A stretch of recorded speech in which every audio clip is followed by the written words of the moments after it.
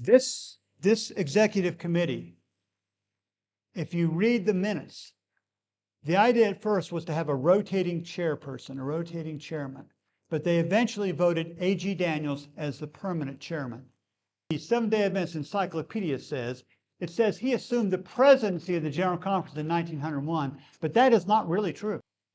There was no president in 1901, no president at all. They created union conferences. They tried to decentralize the authority here in this and in other ways. There was reorganization of departments, education, Sabbath school, medical work, missions, and so on.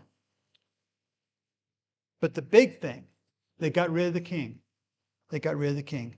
You know, God told his people, he says, I will be your king, right? I will be your king. When the people wanted a king and Samuel had to give them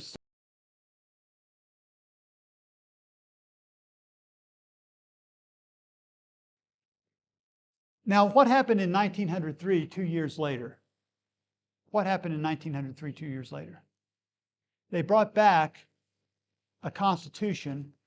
And by the way, every year that a general conference meets, there's always a constitution and bylaws committee because they understand all these things are imperfect. They're made by man. If we go to the next slide, we have here the report of the Minority Committee on Plans and Constitution. And it says, the minority of your Committee on Plans and Constitution beg leave to submit that the Constitution proposed by the majority of the Committee appears to us to be so subversive of the principles of organization given to us at the General Conferences of 1897 and 1901. Remember those 2 dates? We talked about them earlier. That we cannot possibly subscribe to it. And then they stated this.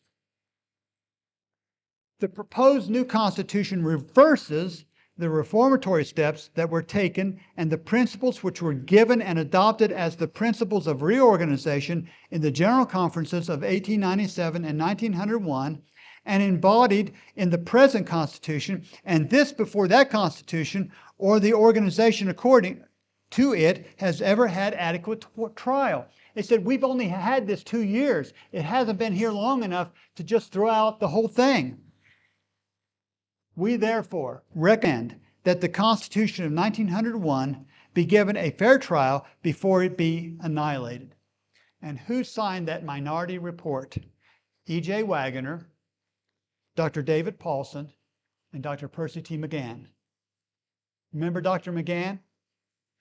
Ellen White wrote to him just shortly after this conference, a few months after this conference, we may have to remain, after the 1901 conference, we may have to remain in this earth many more years, but for Christ's sake, don't blame him.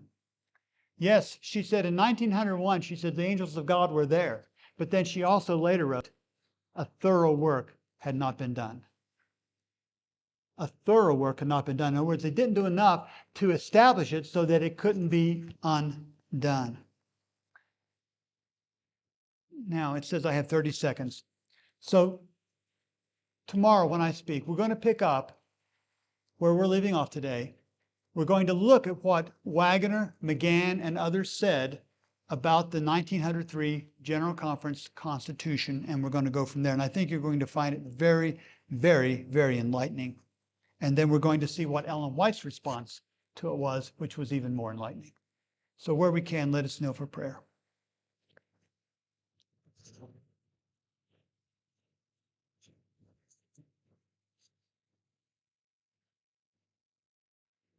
Father in heaven, we thank you so much for your love to us, and we thank you that you have led us as a people. And I believe, Father, that while it's true, some of the Millerites, of course, they made a miscalculation, a misunderstanding of Daniel 8:14. And as Brother Zadok said this morning, sometimes if we make an error, we need to be willing to admit it. But we got those doctrines down, and we believe that we are historic Adventists in the sense that we believe what our pioneers taught and believed in those great doctrines that they understood. But Father, also, they made some great mistakes later in organization. And those mistakes have never been repented of. They've led to greater confusion, and they've